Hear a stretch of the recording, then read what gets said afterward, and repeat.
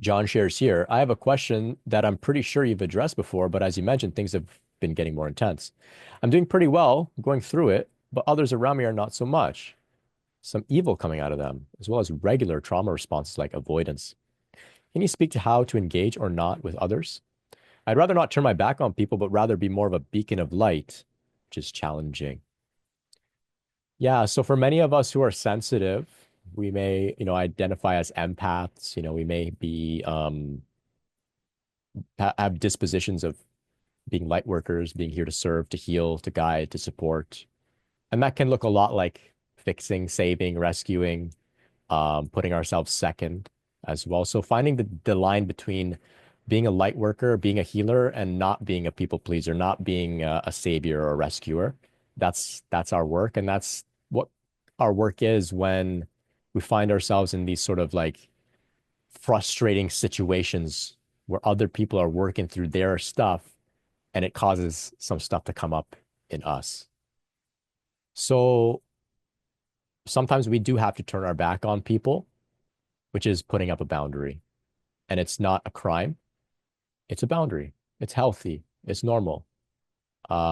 We can't be a total free for all for anybody to come and take advantage of us or use us or vent to us or dump on us, or even without doing anything, just bring heavy, dense energy into our space. We can't do that all the time. It's unsustainable. And if you look at any of the great healers, mystics, guides, teachers, gurus, etc., they all have their boundaries as well.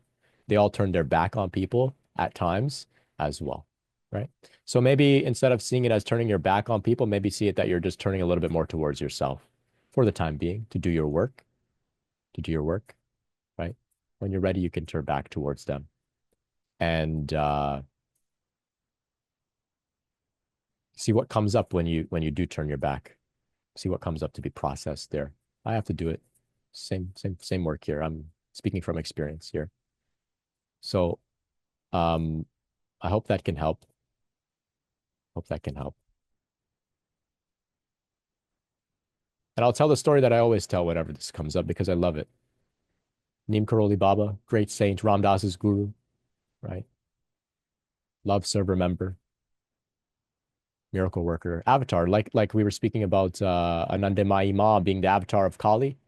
They say that Neem Karoli Baba was the avatar of Hanuman, right? The incarnation of Hanuman. And even Hanuman incarnated in the human form at certain times would go into his room, close the door, and tell everybody to leave him alone. So even he had to turn his back on people at times to do whatever he had to do, recharge. Who knows what he was doing, but he had to do it too. He didn't just, keep that beacon of light shining forever and ever. And you don't have to either. Not at all.